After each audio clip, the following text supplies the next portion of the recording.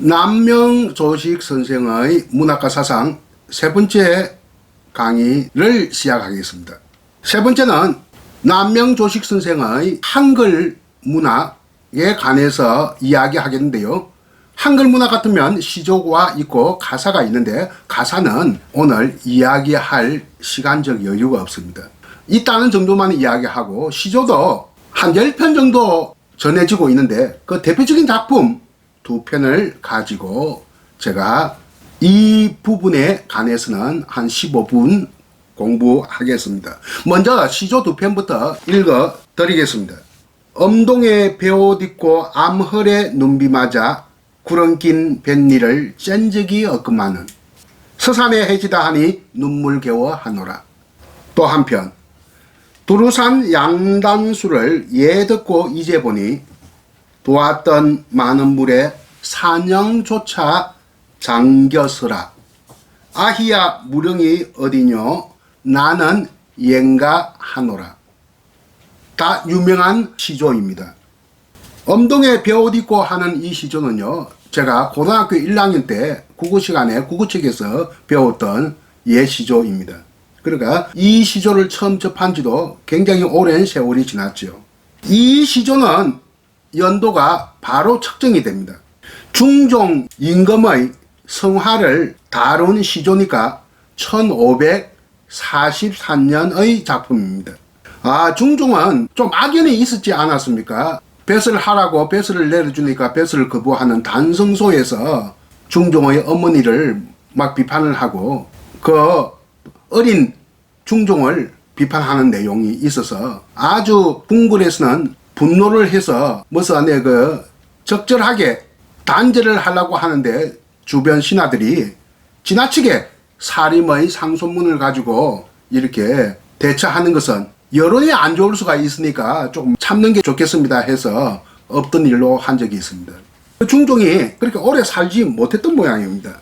그러니까 중종이 승하를 했는데 엄동에, 그러니까 아주 추운 겨울을 엄동이라고 하지 않습니까? 삼동이란 말도 쓰지요. 삼동. 초겨울과 엄동과 늦겨울 이것을 합해가지고 삼동이라고도 쓰는데, 그러니까 요즘 말로 하면 양력 1월이 엄동이다. 막 그렇게 생각하면 되겠습니다. 엄동이라고 하면 24절기로 하면 소한 대한추위다. 가장 추울 때이다. 음력으로는 이때를 우리는 동지섣달이라고 합니다. 음력으로는 12월 달이거든요. 양력으로는 대체로 1월 달이지만 그래서 동지섣달이라고도 하고 동섣달이라고도 하죠. 가장 추울 때입니다. 그러니까 구정이 되기 바로 직전에 한 20일 동안 그때가 가장 춥습니다. 구정이 되면, 그러니까 설날이 되면 약간의 봄 기운이 감돌죠. 그때부터 봄이 시작된다 해서 신춘이라는 말을 갖다가 쓰기도 하죠. 설날 때를. 엄동에, 그러니까 가장 추울 때 베옷 입고, 이 삼배 옷이니까 이게 뭐 구멍이 숭숭 났으니까 얼마나 춥겠습니까? 지금처럼 무슨 따뜻한 내복이 있는데도 아니고요. 베옷 입고 암혈에 눈비 맞아. 이 암혈이 뭐느냐? 암자는 바위 암자고 혈은 구멍 혈자입니다. 이거는 암혈이란 말은 오래된 성경에도 나오는 말입니다. 이 암혈은 자연 동굴이고요. 특히 팔레스타인 지방에는 석회암으로 된 곳이기 때문에 이런 석회암으로 된 자연 동굴이 많이 형성되어 있습니다. 대체로 이게 무엇으로 쓰느냐? 암혈을. 성경에서는 무덤으로, 피신처로, 그리고 짐승들의 서식처로 이렇게 이용되고 있는 것이 암혈인데, 요즘 성경은 암혈이라고 하는 어려운 한자말을 쓰지 않고 바위, 텀, 동굴 이런 말로 씁니다. 우리도 역시 여기에서는 암혈하면 바위, 텀, 바위가 갈라져 있는 텀새를 말하는 겁니다. 실제 남명조식 선생이 그 바위 텀 갈라져 있는 자연동굴에서 살았냐? 그렇지는 않죠. 그러니까 무언가 비유적으로 표현하고 있다. 보잘것없는 집을 비유적으로 표현하고 있다. 아주 추운 겨울에 삼배옷을 입고 보잘것없는 집, 마치 바위 텀으로 생긴 자연동굴과 같은 보잘것없는 집에 눈비를 맞으면서 이렇게 살면서 구름 낀 뱃니, 뱃니는 햇볕을 말하는 거거든요. 구름 낀 뱃니도, 구름 안 낀 뱃니가 확실한 안에 그 따뜻함 사람에게 이로움을 주는데 그나마 구름이 있는 뱃니도 나는 짠 적이 없다. 그냥 뱃니도 짠 적은 더욱 없지만 구름이 조금 가려 있는 뱃니도 조금이라도 요즘 말로 젊은이들 많은 임금의 혜택을 1도 받았지 않았다. 1도. 요즘 뭐 1이란 말도 잘 쓰는데 나는 상당히 불만스러워요. 그런 말 쓰는 거. 1도 받았지 않았다. 임금님의 나라의 혜택을 1도 받지 않고 살아왔지만 그래도 임금이 죽었다고 하니 소식이 들리니 서산에 해지다 하니 눈물겨워하노라. 겹다. 참지 못한다 뜻입니다. 눈물을 참지 못해 하노라 이렇게 이야기를 하고 있습니다. 어떠세요? 이 시가 중종의 승하라고 하는 역사적 사건을 배경으로 한 시니까 연대가 확실합니다. 1544년 1호 사사연의 서기 1호 사사연의 시다. 그리고 또 한편의 시는 이거는 더 유명한 시죠. 두루산 양당수. 어디를 가서 살까 하다가 마지막으로 살 곳을 결정한 곳이 천왕봉이 보이는, 이분은 여러 번 안에 지리산을 올랐어요. 지리산을 단순한 산이라기보다는 그때에는 영남 살인파 사람들은 선비적 삶의 표상이라고 보았습니다. 이 지리산을 하나의 낙원으로 보았습니다. 김종직 때부터 지리산 유람의 글들이 많이 이어져 내려오고 있었어요.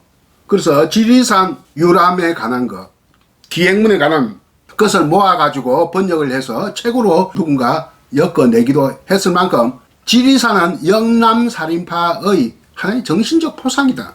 그래서 천왕봉이 보이는 곳에서 살고 싶다 해서 간 곳이 바로 지금의 산청군 덕산입니다. 그 당시에는 행정구역이 진주에 속했습니다.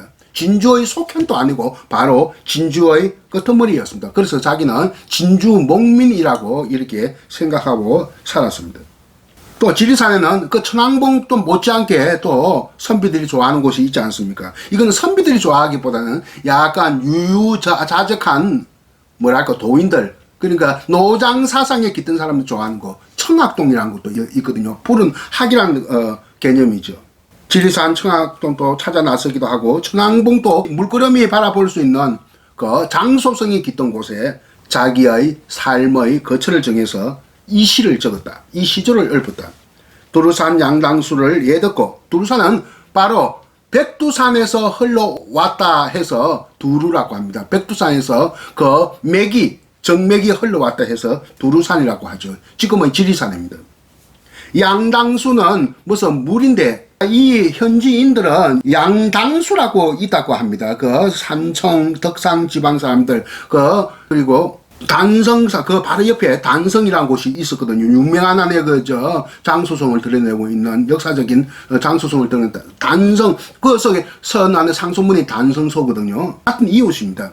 이쪽에 살던 사람들이 현지인들은 양당수라고 하는 지명이 전해져 내려오고 있는데 이 양당수는 연못행토의 늪이라고 한다. 이 일종의 저섭지 이런 개념이라고 하는데 이 양당수가 와전이 돼서 양단수가 되었다. 이렇게 사람들은 보고 있는데 이에 대한 정확한 정보의 여부는 나도 잘 판단하지 못하겠어요. 그런 게 있다 하는 정도를 여러분들이 알아주시면 되겠습니다.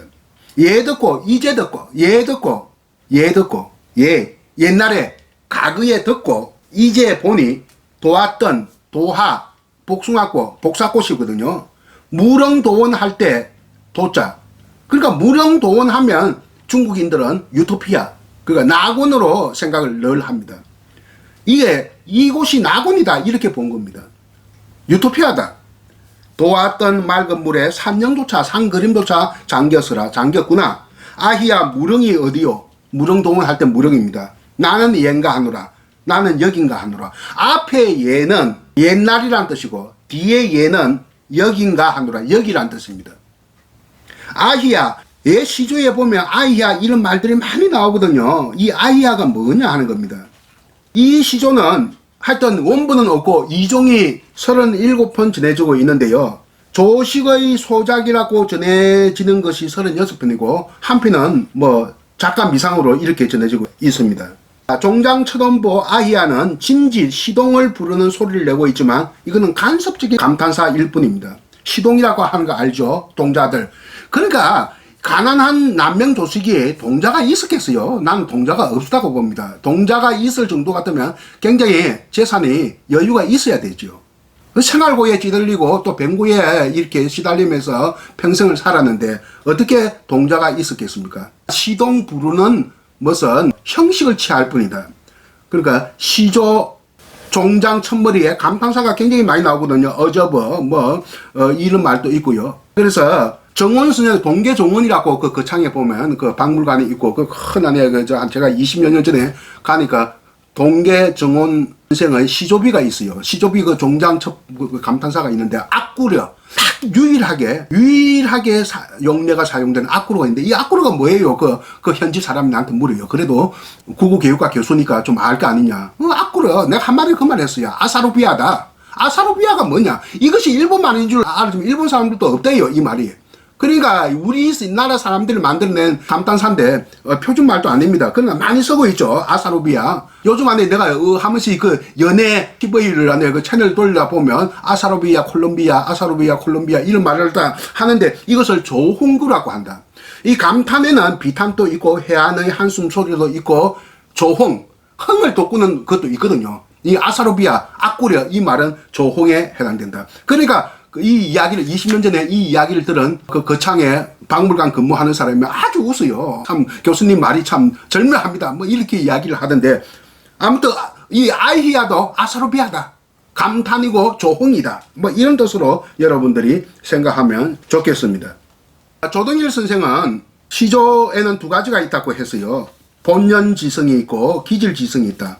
본연지성이 이기 철학에서 이에 해당된다면 그러니까 이기 이론론에 해당된다면 그러니까 태계 사상에 해당된다면 이를 중시하는 시작은 이언적부터 시작됩니다. 이언적을 존경을 하는 그 선배로서 존경한 이황이 이를 계승해서 더욱 발전을 시켰죠. 이것이 주리론입니다. 이를 중시한 이라고 하는 것은 이성 원리 이런 뜻이거든요. 기라고 하는 것은 기질 이런 것이고요. 그런데 기는 서경덕부터 시작되거든요. 서경덕을 남명조식이 한 차례 만났었고 존경을 했습니다. 그래서 하담학파와 남명학파는 서로 밀접한 관계를 맺습니다. 기를 중시합니다. 이 기를 중시하는 것이 율고 실학파까지 계속 계승되고 딱 오로지 이만 중시하는 데는 태계학파, 경상북부 지방의 선비들에게만 그렇게 전해져 내려오고 있었습니다. 그래서 이것을 이기 이론론을 보는 것이 주리론인데 이 주리론이 본연지성이고 그 기를 중심으로 해서 이론론을 보는 거, 이를 중심으로 해서 이론론을 보는 것이 본연지성이라면 기를 중심으로 해서 이론론을 보는 사상을 기이론론이라고 합니다. 최한기에 의해서 완성이 된 기이론론. 이 기이론론의 그 입장에서 시조를 많이 썼다면 시조를 남명조식이 많이 쓰는 데서 남아있지 않거든요. 썼다면 기이론론, 기질지성. 얼마나 이 기라고 하는 것은 기라고도 할 수 있겠는데 우리나라가 사실은 기의 사상을 가지고 있어요. BTS나 오징어 게임도 사실은 기다, 기. 일본은 이를 중시합니다. 원리를 중시하기 때문에 노벨상을 많이 받았죠. 과학 부분은 올해도 받았습니다. 우리나라 과학 부분 노벨상 25대 빵. 25대 빵이지만 그거는 이를 중시하고 우리는 기를 중시하니까 주기론이죠. 이 남명조식 선생도 기질이 아주 강하죠. 그러니까 제자들이 의병 활동을 또 많이 하게 됩니다. 이게 대해서 할 이야기가 많지만 대충 여기서 마치도록 하겠습니다.